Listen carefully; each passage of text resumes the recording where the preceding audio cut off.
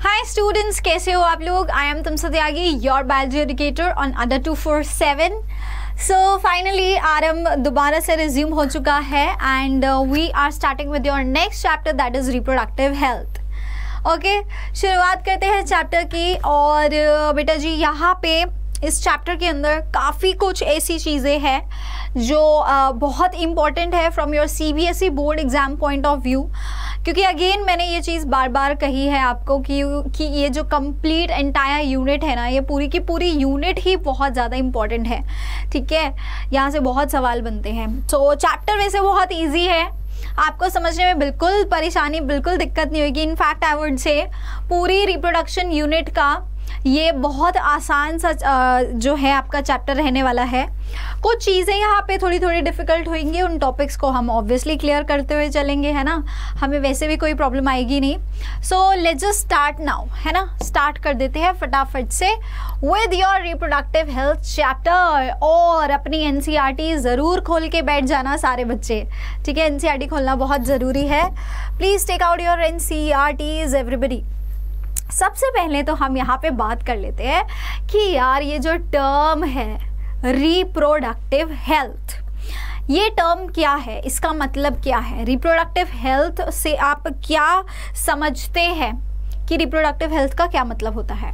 So let's just start with that. Reproductive health basically means a total well being in all the aspects of reproduction. Reproduction के जितने भी aspects हैं, ठीक है, reproduction के आपके जितने भी एस्पेक्ट्स होते हैं, चाहे अब वो फिजिकल ले लो, ठीक है, या वो इमोशनल ले लो, या बिहेवियरल या सोशल, कोई भी जो एस्पेक्ट आपके रिप्रोडक्टिव हेल्थ से जुड़ा हुआ है, ठीक है, अगर उसका sum total in all the aspects the person is healthy in terms of physical reproductive health, in terms of the emotional reproductive health, in terms of behavioral reproductive health, as well as the social reproductive health, then we call it as a reproductively healthy person। Simple सी बात है, ठीक है।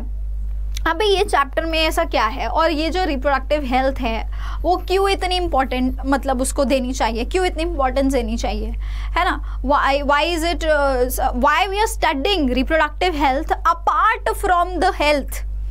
Reproductive health को हम एक अलग से टॉपिक के फॉर्म में क्यों पढ़ रहे हैं, तो ये सारी चीज़ें आप समझिए यहाँ पे। बेसिकली जो रिप्रोडक्टिव हेल्थ होता है दैट मीन्स यहाँ पे हम बात करें आपके रिप्रोडक्टिव ऑर्गन्स की, रिप्रोडक्टिव पार्ट्स की। And since people are ashamed of talking about it, so बहुत ज़्यादा चांसेस होते हैं कि लोग अपने रिप्रोडक्टिव ऑर्गन्स में कुछ ना कुछ जो है वहाँ पे इन्फेक्शन आ जाता है, या उनको क्लीन नहीं रखते, हाइजीन नहीं होता प्रॉपर, और उनको समझने की कोशिश नहीं करते, उसके बारे में डॉक्टर के पास जाने से हेजिटेट करते हैं। तो इन सारी हेजिटेशंस के कारण नासमझी के कारण, इलिटरेसी के कारण, ठीक है, और ज़्यादा नॉलेज ना होने के कारण यहाँ पे इस वाले एस्पेक्ट में लोगों को प्रॉब्लम्स ज़्यादा आ जाती हैं। नॉर्मली अगर किसी को खांसी है, ज़ुकाम है ना, या उसको फीवर हो रहा है, तो वो जाएगा डॉक्टर के पास, जाएगा ही जाएगा। वो अपने घर वालों को भी बता देगा कि मम्मी मुझे ये प्रॉब्लम है, या अपने हस्बैंड को, अपनी वाइफ को, अपने स्पाउस को, किसी को भी जिसको भी बताना है कि ये प्रॉब्लम है। बट अगर प्रॉब्लम रिप्रोडक्टिव ऑर्गन्स में हो रही है, वहाँ पे कुछ भी ऐसी दिक्कत आ रही है, तो डिस्कस करना थोड़ा सा शायद मुश्किल हो जाता होगा। तो यही रीज़न होता है कि इस टॉपिक को हम अलग से पढ़ते हैं, और इसकी अवेयरनेस लोगों के प्रति होना भी बहुत ज़्यादा ज़रूरी है, ठीक है। So what all things are we going to understand here. सबसे पहले तो हम ये जानेंगे कि रिप्रोडक्टिव हेल्थ के साथ साथ यहाँ पे एक और टर्म आती है population, because reproduction is always associated with the child birth, and when the people are not having any plans for child birth, it ultimately leads to unwanted pregnancies, unwanted we can say there is birth of children, ठीक है। फिर क्या होगा, जो plan भी नहीं किया था फिर बर्थ हो रहे हैं, और उससे धीरे धीरे पॉपुलेशन बढ़ती जा रही है। अब वो एक इंडिविजुअल फैमिली लेवल पे भी प्रॉब्लम होती है ना। वो they are not able to take care of such huge families, so many kids, इतने सारे बच्चे हो जाते हैं, नहीं ध्यान रख पाते उनका, है ना तो उनकी फिजिकल नीड्स मतलब उनकी किसी भी तरह की, उनकी खाने की नीड्स, उनकी पहनने की, उनकी एडुकेशन, कुछ भी वो पूरा नहीं कर पाते हैं, ठीक है. So that is why, because of illiteracy, है ना, no management, no plans, nothing. So India was amongst the first countries in the world to initiate the action plans and programs at a national level. इसीलिए India ने क्या किया था, India ने national level पे बहुत सारे प्रोग्राम्स रन किए, ठीक है, जहाँ पे क्या किया जा रहा था इन प्रोग्राम्स के अंदर, नेशनल लेवल पे जो ये चल रहे थे, India was the first one to specifically talk about the reproductive health, ठीक है. It was talking about the reproductive health as a social goal, ठीक है, एक सोशल गोल की तरह यहाँ पे इन्होंने बात करने की कोशिश की, right. Now the next thing, यहाँ पे साथ साथ क्या है, फैमिली प्लानिंग, ठीक है. Family planning was initiated in 1951. Can you see 1951 में फैमिली प्लानिंग करके जो है गवर्नमेंट ने प्रोग्राम्स कुछ ऐसे चालू किए जहाँ पे लोग जो है थोड़ा सा प्लानिंग के साथ किड्स को बर्थ दे, है ना. They should have families according to a proper plan whenever they want and not by just chance but by a proper planning, okay. And apart from this, तो इसके बारे में फैमिली प्लानिंग प्रोग्राम्स में क्या क्या था वो हम अभी डिस्कस करेंगे.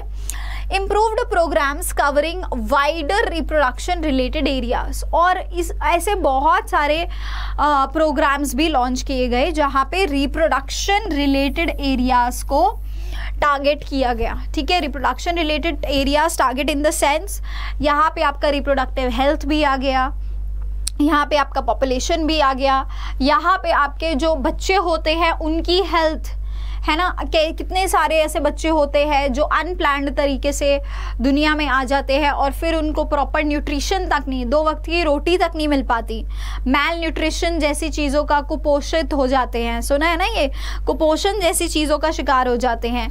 क्यों? क्योंकि उनकी कभी प्लानिंग ही नहीं हुई थी, है ना, वो बस ऐसे ही आ गए हैं, अब they are just trying to survive in the world, या so that is the issue, and these are currently in operation under the popular name that is reproductive and child health care programs.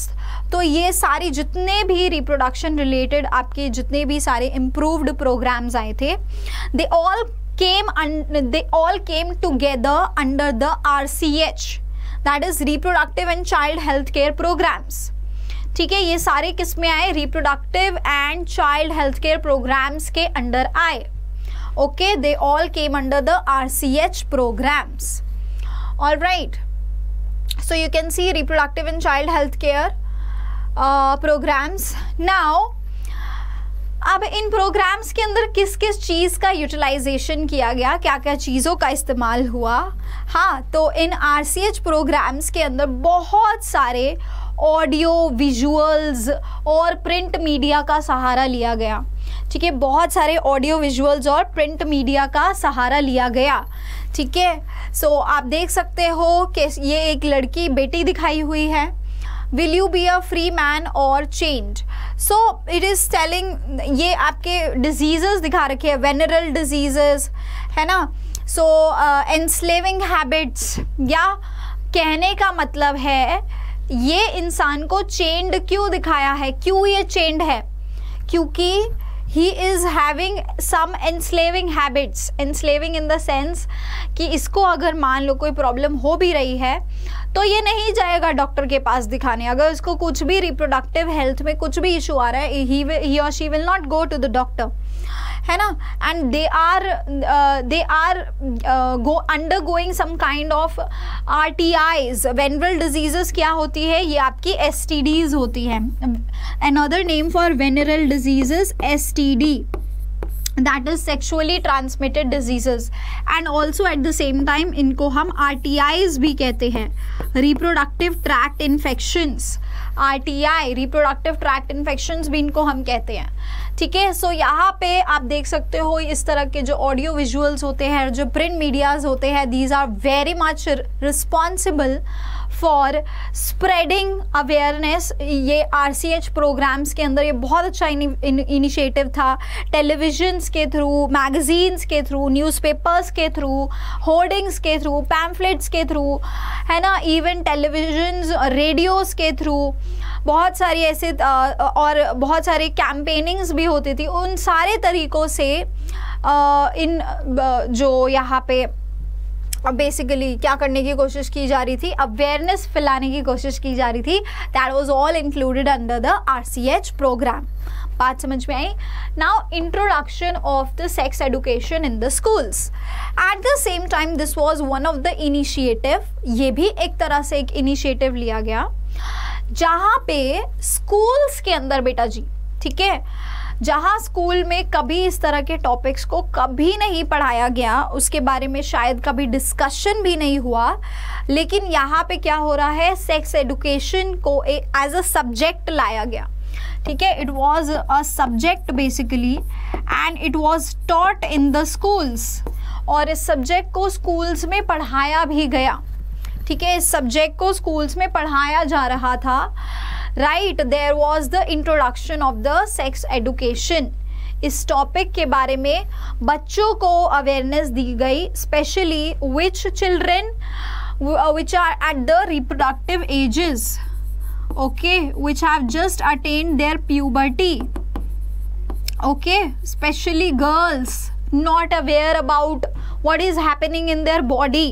Even guys, not just the girls, but especially girls, because you must have heard about the menstruation, right? So whenever the puberty occurs, sometimes it is very abnormal for a very young girl to experience such things in their life. It is very new, something they feel very bad about it, something abrupt happening in their body.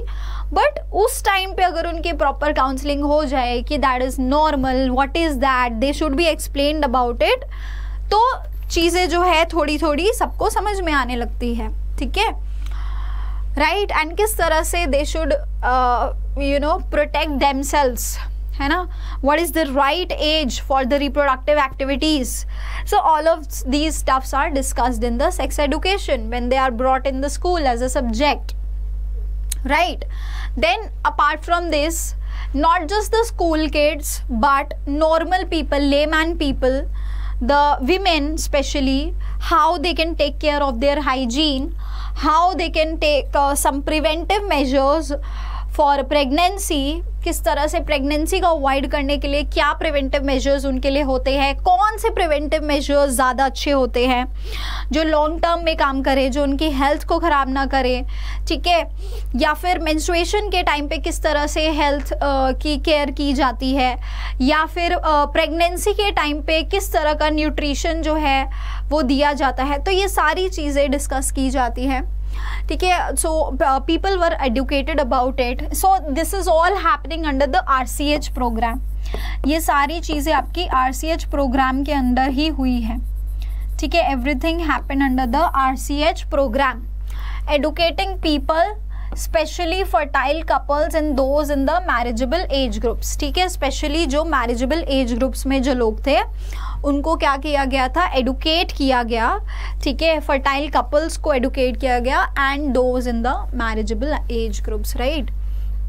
Now the next thing is, अच्छा this is done ना, या apart from this what else, that awareness of problems, ठीक है, लोगों तक और भी awareness फैलाई गई about the problem specifically due to the uncontrolled population growth, कि जो ये अनकंट्रोल्ड पॉपुलेशन ग्रोथ हो रही है अपनी कंट्री में, है ना, जो सिर्फ बढ़ती ही जा रही है, बढ़ती ही जा रही है, इसके बारे में भी लोगों को जागरूक करना बहुत ज़रूरी था, है ना। It was very important to do that also, right. इसके बारे में भी जागरूक करना काफ़ी ज़रूरी था।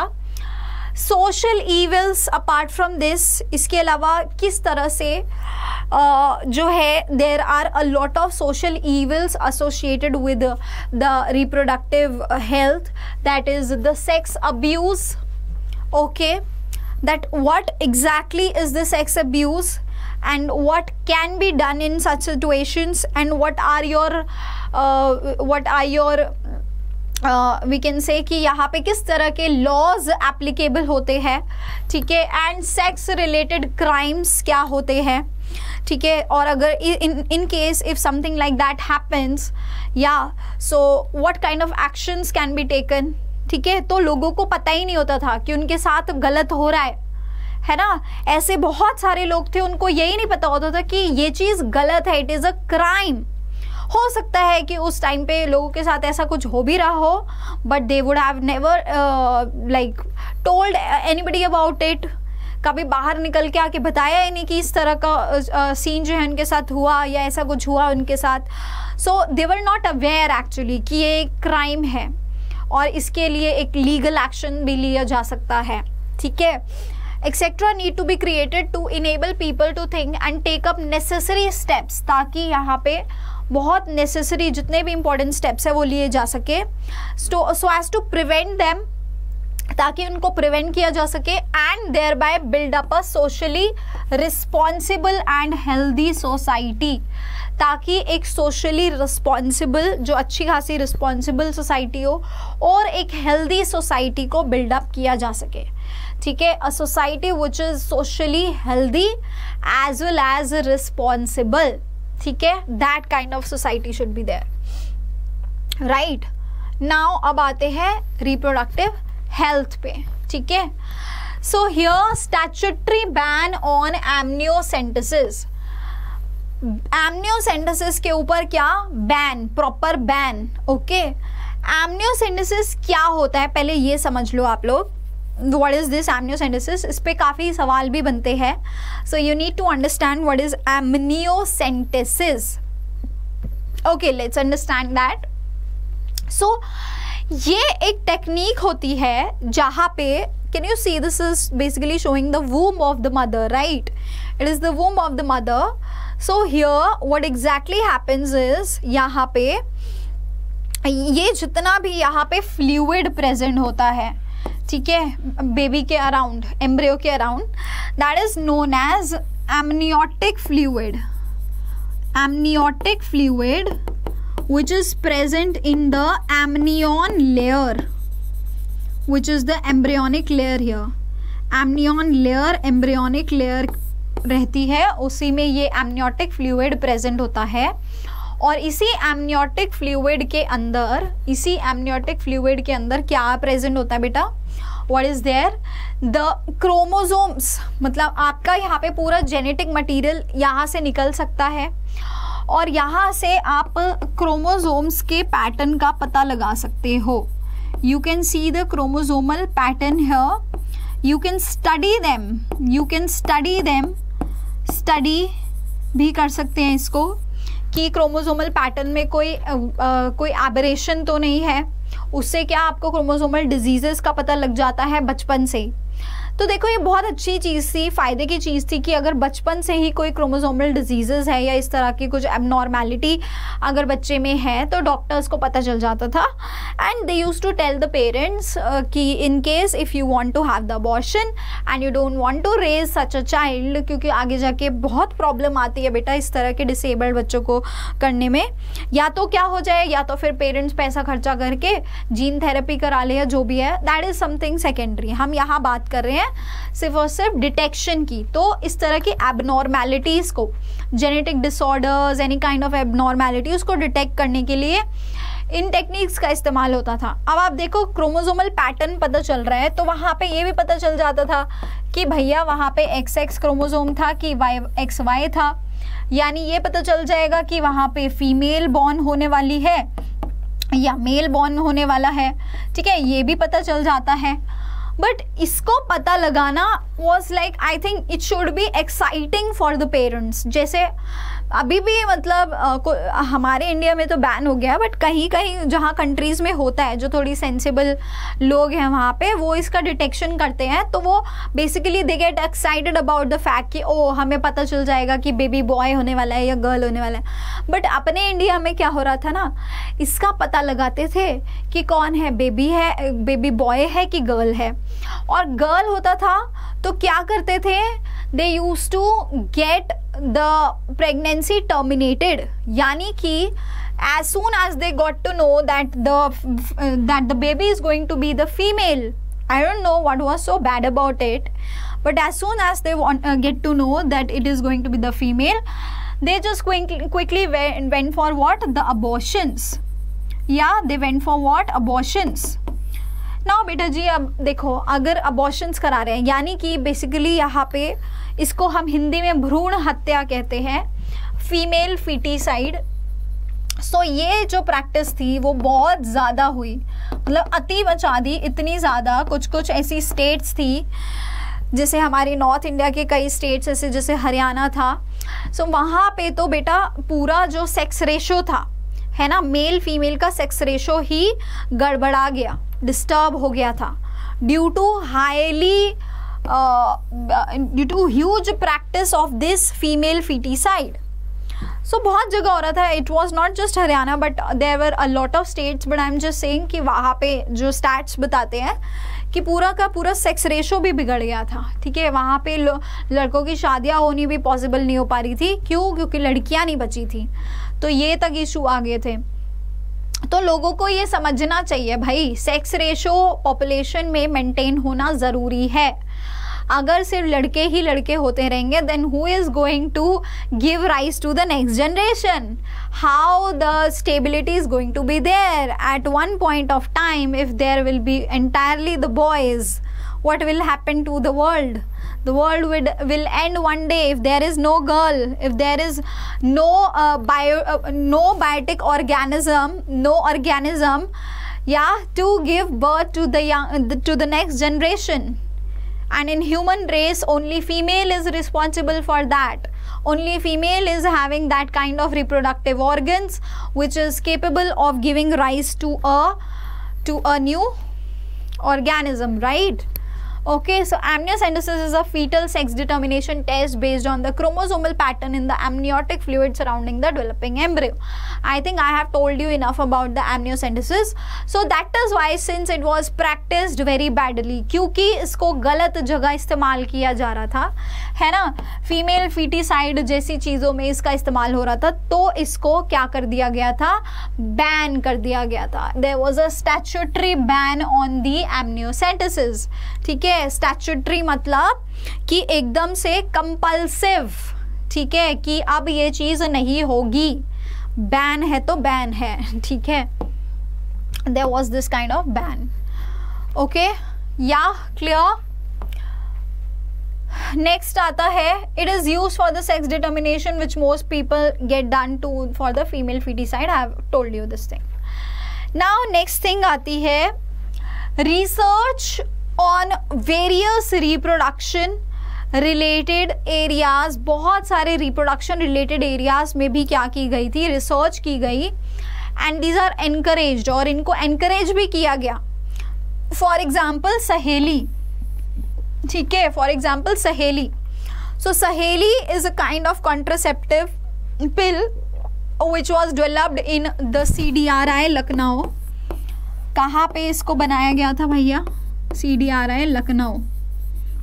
वेरी वेरी इंपॉर्टेंट, बहुत क्वेश्चंस आते हैं CDRI लखनऊ से. What is the full form of CDRI? Central drug research institute.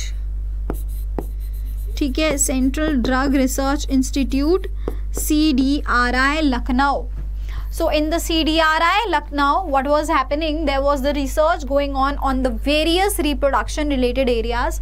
बहुत सारे reproduction related areas पे research चल रही थी, and these were encouraged, right? इनको encourage किया गया था. और इस सहेली जो थी, it was one of them, and इसके क्या फ़ायदे थे? देखो, सहेली का फ़ायदा ये है कि ये वाली जो कॉन्ट्रासेप्टिव है ये नॉन स्टेरॉइडल है, यानी कि इसके अंदर किसी भी तरह के स्टेरॉइड जो सिंथेटिक स्टेरॉइड्स होते हैं ना, उनका इस्तेमाल नहीं किया गया था.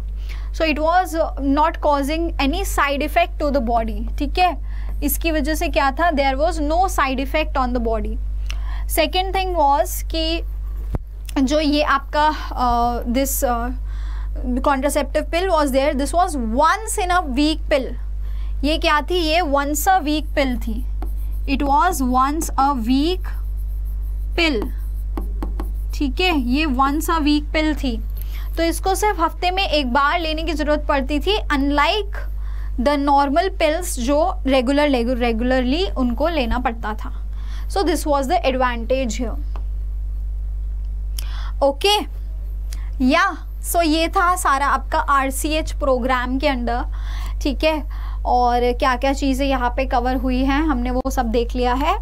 अब बात आती है पॉपुलेशन एक्सप्लोजन की, कि जब पॉपुलेशन बढ़ गई तो क्या क्या इनिशिएटिव्स लिए गए. ठीक है, सो पॉपुलेशन एक्सप्लोजन एंड किस वजह से बढ़ी, क्या रीजंस थे उसके पीछे. Right, so let's understand the population explosion. In the last century, an all-round development in various fields. ठीक है, एक all round डेवलपमेंट देखी गई बड़े सारे फील्ड्स में. Significantly improved the quality of life of the people. और सिग्निफिकेंटली इसने क्या किया? लोगों की जो लाइफ की क्वालिटी है उसको भी इम्प्रूव किया, है ना. क्या किया गया? ये जो ऑल राउंड डेवलपमेंट चल रही थी अलग अलग फील्ड्स में, it was basically improving the quality of life. लोगों का स्टैंडर्ड बढ़ रहा था, लाइफस्टाइल बढ़ रहा था. ठीक है, तो it was improving the quality of life obviously. However, जिस तरह से लोगों का स्टैंडर्ड बढ़ा है ना, लाइफस्टाइल बढ़ा, उनको क्या मिल रही थी? बेटर हेल्थ फैसिलिटीज़ मिल रही थी.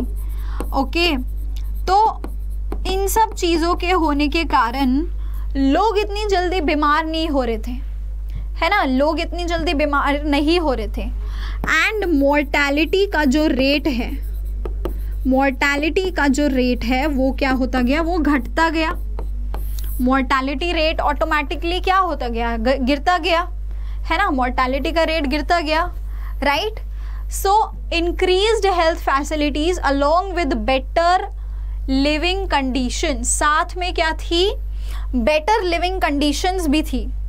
They had an explosive impact. इन सब का क्यूमुलेटिव क्या पड़ा? एक एक्सप्लोसिव इम्पैक्ट पड़ा on the growth of population. Population growth पे एक इम्पैक्ट पड़ा. ठीक है, and our population which was somewhere approximately around 350 million. हमारी पॉपुलेशन जो 350 मिलियन के अप्रॉक्स थी, right, eight the time of our independence. हमारे इंडिपेंडेंस के टाइम पे आप देख रहे हो कितनी पॉपुलेशन थी? 350 मिलियन अप्रॉक्सीमेटली. हाँ, it reached close to the billion mark by 2000. देखो, सीधा बिलियन, 2000 में सीधा बिलियन. 1947 अप्रॉक्सीमेटली बात कर रहे हैं हम इंडिपेंडेंस के टाइम की. 1947 में इंडिपेंडेंस हुआ था. 47 से 2000, ठीक है, क्या हुआ? पूरा 350 मिलियन से बिलियन पे पहुंच गया. एंड क्रॉस्ड 1 बिलियन, और 1 बिलियन को भी वो क्रॉस कर गया इन 2000, इन May 2000 में. So these were the statistics that population of India was exploding like anything. ठीक है, it was exploding like anything. This was the population of India. So that means उस टाइम पे, अगर उस टाइम के, अब तो खैर और ज़्यादा ही बढ़ रही है, कम तो हुई नहीं है. So उसका मतलब ये था, उस हिसाब की स्टैटिस्टिक्स को देखें तो हर छठा बंदा जो है वर्ल्ड में इंडियन है. और अब तो देख लो, मुझे लगता है हर दूसरा तीसरा बंदा इंडियन ही है. जहाँ चले जाओ वहीं तुम्हें इंडियन. अरे मतलब तुम कहीं भी चले जाओ ना, हाँ, तुम किसी फॉरेन कंट्री में भी जाते हो, मतलब आई जस्ट वेंट रिसेंटली, कहीं भी चलो जाओ, तुम्हें हर दूसरा तीसरा बंदा इंडियन ही दिखेगा. उनसे पूछो कौन? इंडियन. तो यही हाल है. पॉपुलेशन इतनी बढ़ रही है यार, हर जगह फैला दिया है इंडिया ने अपनी पॉपुलेशन को. हाँ, सो this is the fact. I don't know कि लोग कितना ही सीरियस है इन बातों को लेके. So now let's understand what are the factors that affect the population explosion. कि पॉपुलेशन एक्सप्लोजन को कौन कौन से फैक्टर्स एक्चुअल में अफेक्ट करते हैं. Very first is the rapid decline in the death rate. कि जो डेथ रेट में इतना ज़्यादा क्या हो रहा है, डिक्लाइन हो रहा है ना. Death rate is decreasing tremendously. Okay, death rate में बहुत ज़्यादा क्या हो रहा है, डिक्लाइन हो रहा है. Okay, there is a decline in the death rate. And then maternal mortality rate. Okay, maternal mortality rate में भी आपका क्या हो रहा है, डिक्लाइन हो रहा है. देन इसके अलावा, अच्छा ये सब क्या है, do you know what is this? Death rate is the normal rate of death of people in any given area. किसी भी गिवन एरिया में जितने भी नंबर ऑफ इंडिविजुअल्स की डेथ हो रही है, that is the death rate. फिर आता है मेटर्नल मोर्टालिटी रेट. अब मेटर्नल मोर्टालिटी रेट क्या है, MMR. Maternal mortality rate is MMR. MMR, maternal mortality rate. Okay, how much is the MMR? MMR कितना रहता है, मेटर्नल मोर्टालिटी रेट कितना रहता है, what is the MMR? That is the number of deaths of the mothers, maternal, जो right after giving birth to their young ones, है ना. क्या होता था, क्योंकि हेल्थ फैसिलिटीज उतनी मिलती नहीं थी, ठीक है, उसकी वजह से क्या होता था, डेथ हो जाती थी पहले. बट अब इन सारी ये जो मेटर्नल मोर्टालिटी रेट है, इसमें क्या आ गया, डिक्लाइन आ गया. अब क्या हो रहा है, डेथ रेट भी रिड्यूस हो गई due to better health facilities. जैसे कि मैंने बताया, बेटर लाइफस्टाइल, जिम जा रहे हैं, सेहतमंद खा रहे हैं, योगर्ट खाओ भाई, फ्रूट्स खाओ. अब तो लोग इतने ज़्यादा है ना, कीटो डाइट्स लेते हैं. So people are preferring very healthy things nowadays. Maternal mortality rate कम होने के रीज़न भी यही है कि अच्छी खासी हेल्थ फैसिलिटीज़ है, प्रॉपर न्यूट्रिशन, डाइट चार्ट्स बनवाते हैं जी अब तो स्पेसिफिकली जाके डाइटिशियन से. Same with the infant mortality rate. पहले क्या होता था, बहुत सारे बच्चों की जन्म लेते ही डेथ हो जाती थी, है ना. Infants used to die right after their birth. But अब ऐसा नहीं है, अब इनको better facilities, again same reason. So इन सारी डेथ रेट्स में, चाहे नॉर्मल डेथ रेट हो, मेटर्नल मोर्टालिटी रेट हो या इन्फेंट मोर्टालिटी रेट हो, सभी में क्या आया, डिक्लाइन आया. और आपका जो रिप्रोड्यूसिबल एज वाले जो लोग थे, है ना, नंबर ऑफ पीपल थे फ्रॉम द रिप्रोड्यूसिबल एज, वो क्या हुए, वो बढ़े इस पर्टिकुलर टाइम पे. Number of people in the reproducible age started increasing. They were increasing during this time. Why they were increasing? बेटा सिंपल सी बात है कि पॉपुलेशन बढ़ रहा है और सबसे ज़्यादा आपके लोग जो थे वो इसी एज में बढ़ रहे थे, क्योंकि इस टाइम पे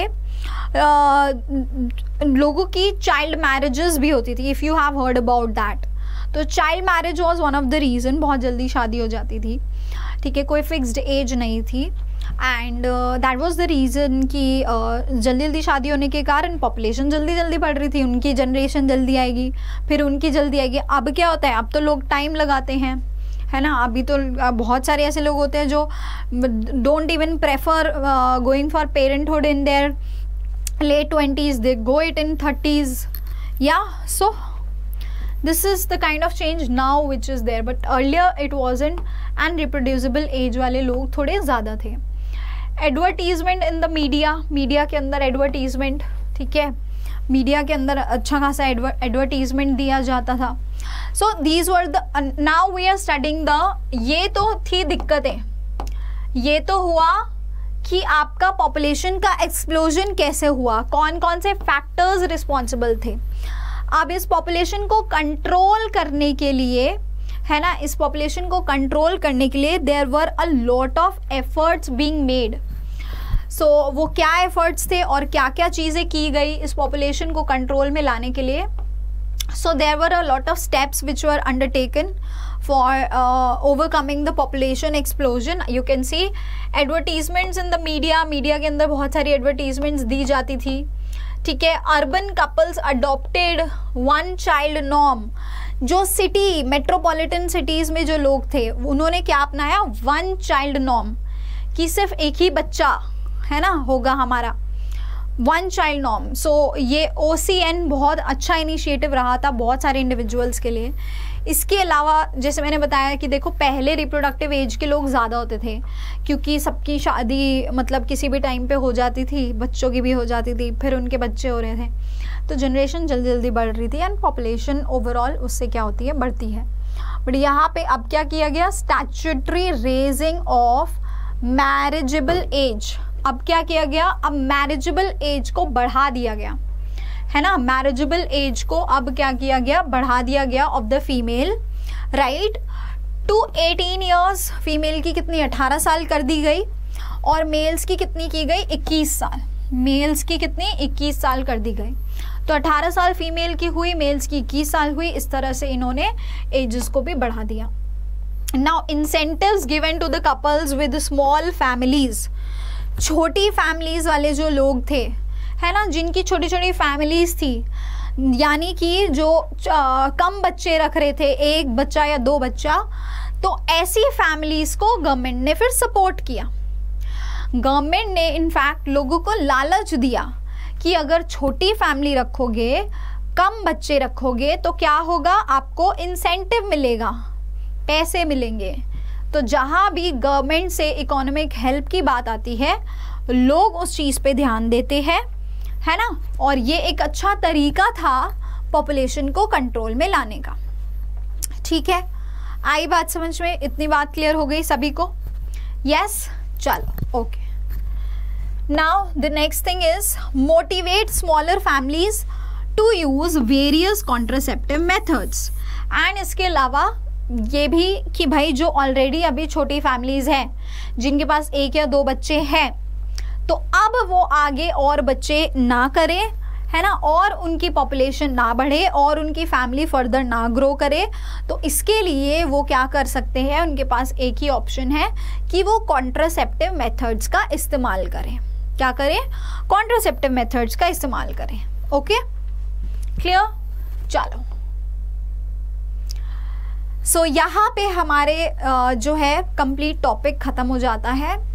now let's check your understanding. ठीक है, थोड़ा सा देखते हैं कि आज हमने क्या क्या पढ़ा है। वैसे आज का जितना भी टॉपिक था वो बहुत ही आसान सा टॉपिक था, समझने वाली चीज़ें हैं सारी, है ना, बहुत ही मतलब फैक्ट्स के तौर पे आप सारी चीज़ें समझ जाओगे। It was very easy to understand, right. अभी हम यहाँ पे हम थोड़ा सा आपकी अंडरस्टैंडिंग देख लेते हैं कि आपको क्या क्या चीज़ें समझ में आ गई है। Let's check that. Okay, so here's the very first question for you all. Question says increased IMR and decreased MMR. IMR is the infant mortality rate बच्चा, ठीक है। IMR आपको पता होना चाहिए क्या है, it is the infant mortality rate. Okay, and what is this MMR? It is the maternal mortality rate. So IMR and MMR को अगर हम देखें, ठीक है, increased IMR and decreased MMR, so what is going to happen? It causes rapid increase in the growth rate. इससे क्या होती है, आपकी ग्रोथ रेट में रैपिड इंक्रीज बहुत ज़्यादा बढ़ती है। Bees result in decline in growth rate, so there is a decline in the growth rate, right? Next, not cause significant change in the growth rate. growth rate में बिल्कुल कोई change ही नहीं आएगा। या result in an explosive population, कि population एकदम से बहुत ज़्यादा बढ़ जाएगी। चलिए, so you need to tell, yes, बताइए फटाफट से। हाँ जी, increased IMR and decreased MMR, yeah, in a population will lead to what? देखो, अगर आपकी इन्फेंट मोर्टेलिटी रेट बढ़ रहा है, यानी कि बच्चों की डेथ हो रही है, वेयर एज साथ में आपका MMR डिक्रीज हो रहा है कि मदर्स की डेथ घट रही है, तो overall there is a balance, है ना, there will be a balance, so it will not cause a significant change in the growth rate. बात समझ में आई? अगर आपका ये बढ़ रहा है और ये घट रहा है, एक डेथ रेट बढ़ रहा है, एक घट रहा है, तो ओवरऑल बैलेंस हो जाएगा, तो ज़्यादा सिग्निफिकेंट चेंज नहीं लाएगा, समझे? It will not cause much significant change, right? चलो next question, causes for increased population growth in India is or are what? Increased population growth के लिए इंडिया के अंदर क्या कॉज है, रीजन क्या है इंक्रीज्ड पॉपुलेशन ग्रोथ के लिए? What is it? Increase in the birth rate, birth rate में इंक्रीज होना, decrease in the death rate, death rate में डिक्रीज होना, लैक ऑफ एडुकेशन, ठीक है, या फिर ऑल ऑफ दीज, सारी ही चीजें हैं. Causes for increased population growth in India, increased population growth के क्या रीजन हो सकते हैं? देखो, ऑब्वियसली बर्थ रेट बढ़ रहा है तो it will cause increase in the population, है कि नहीं? डेथ रेट अगर घटेगा तो पॉपुलेशन क्या होएगी? डिक्रीज होएगी, एकदम सिंपल सी बात है. लैक ऑफ एडुकेशन, लोगों के पास अगर उतनी नॉलेज नहीं होगी, है ना, उतना अगर वहाँ तक आपकी लोगों के पास अवेयरनेस नहीं होगी तो क्या होगा? उसके कारण भी आपकी पॉपुलेशन बढ़ेगी. तो hence it is all of these. Very nice everyone, very nice everybody. All right, it is all of these, absolutely correct.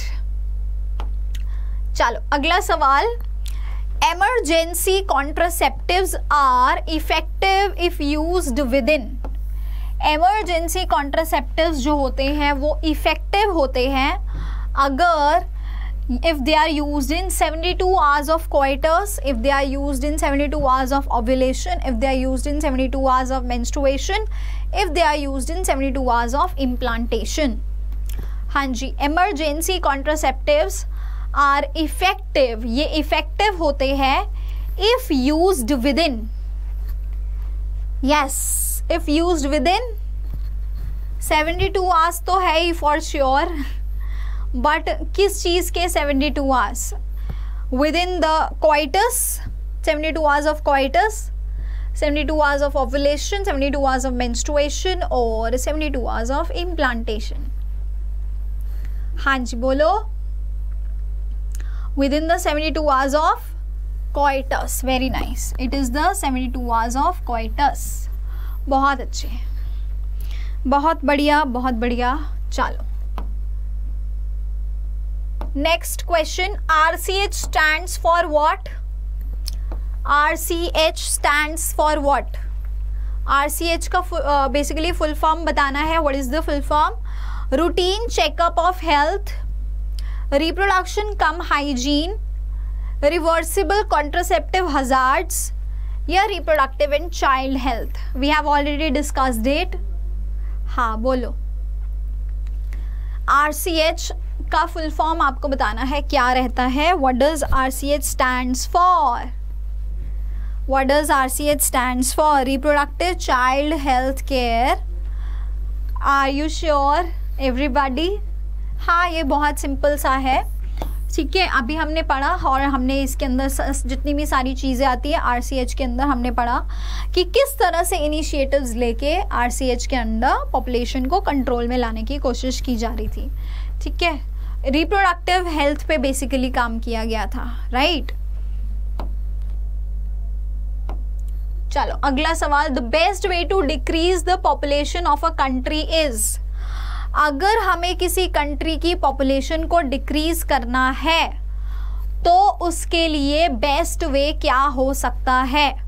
To educate people, अगर हमें पॉपुलेशन को कंट्रोल में लाना है, टू हैव बेटर हाउसेस, अच्छे घर बनाए, to kill people on a large scale, हाँ थैनोस बन जाओ, सबको मार दो उठा के, not at all. To practice and implement family planning, या फैमिली प्लानिंग को प्रैक्टिस करना और इम्प्लीमेंट करना. बोलो चलो फटाफट. या व्हाट इज इट?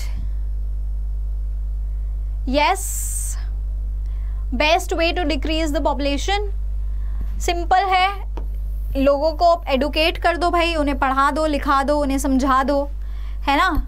उन्हें पढ़ा दोगे, लिखा दोगे, समझा दोगे कि ये सारी चीज़ें होती हैं, और धीरे धीरे ऑब्वियसली एडुकेशन से हम काफ़ी सारी चीज़ें कंट्रोल में ला सकते हैं। So that was all for today students. आज के लिए सिर्फ इतना ही। बाकी जितने भी यहाँ पे 11th के बच्चे हैं, ठीक है, और अगर कोई 11th का बच्चा मेरी क्लास में आता है और अगर आपको पढ़ना है तो बेटा 11th का यूट्यूब का बैच अभी हमने लॉन्च नहीं किया है, because we are full fledgedly working on our Saksham batch, जो बहुत अच्छा भी चल रहा है, ठीक है। सक्षम बैच आप लोग बता भी सकते हो भाई, सक्षम बैच बहुत अच्छा चल रहा है। इतने कम प्राइस पे आपको सिर्फ 2500 रुपये वहाँ पे पे करने हैं, and you are getting such good teachers. Regular lectures हो रहे हैं आपके 1.5 2 घंटे के, और स्टडी मटेरियल मिल रहा है, प्रैक्टिस टेस्ट हो रहे हैं आपके, टेस्ट बनाए जाते हैं, उसको चेक भी किया जाता है, रिवाइज भी किया जाता है। सो आई वुड सजेस्ट सक्षम बैच को आप जितना ज़्यादा हो सकता है प्रमोट करो, ठीक है। मेरे स्पेशली 12th क्लास वाले बच्चे भी अपने छोटे भाई बहन को बताएं सक्षम बैच के बारे में। एंड मेरा यहाँ पे कोड Y456 का इस्तेमाल कर सकते हो आप लोग। अगर आप लोग मेरा ये कोड यूज़ कर लेते हो Y456, तो आपको सक्षम बैच में it has to be S456, ठीक है। ये S456 यूज़ करोगे तो आपको यहाँ पे 70% का डिस्काउंट, 70% का डिस्काउंट मिलता है। 70% is a huge huge huge discount बेटा, ठीक है। 70% is a huge discount. So start coming on the Saksham batch and start taking the sessions. S456 is the code, okay. Do promote it as much as you can, and link is given in the description box beta, that is pinned in the description box. If you want to ask anything from us, कुछ भी पूछना चाहते हो, कुछ भी doubt लगता है, कुछ भी ऐसी चीज़ आपको लगती है कि यार मैम ये चीज़ें हमारी सॉल्व नहीं हुई है, ये चीज़ें सॉर्ट नहीं हुई है, तो उसके लिए गूगल फॉर्म हमेशा आपके लिए डिस्क्रिप्शन बॉक्स में गिवन है। आप लोग गूगल फॉर्म को फिल कीजिए, वहाँ पे आप कोई भी कन्फ्यूजन अगर आपको आती है, कुछ भी पूछना चाहते हो, कुछ भी कहना चाहते हो, तो गूगल फॉर्म को ज़रूर फिल करके आप लोग यहाँ पे पूछ सकते हो, ठीक है। चलो now let me just quickly talk about the benefits of the अड्डा ऐप। सो अड्डा ऐप के काफ़ी बेनिफिट्स हैं। यहाँ पे आपको फ्री डाउट सॉल्विंग फीचर मिलता है, फ्री नोट्स और यूट्यूब सेशंस, PDFs ये सब मिलते हैं, free PYQ, sample papers, free subject wise daily quizzes, और साथ साथ में आपको जितने भी लेटेस्ट अपडेट्स हैं वो भी यहाँ पे सारी आपको मिल जाती हैं, ओके। या चलो, so that was all students, that was all. Thank you so much. We will be meeting you all in the next class. तब तक के लिए thank you so much. Sessions को शेयर करते रहो, आपको सब कुछ यहाँ पढ़ाया जा रहा है क्लास में। Do share the sessions as much as you can, okay. And जाने से पहले लाइक शेयर ज़रूर कर देना। Bye bye and take care.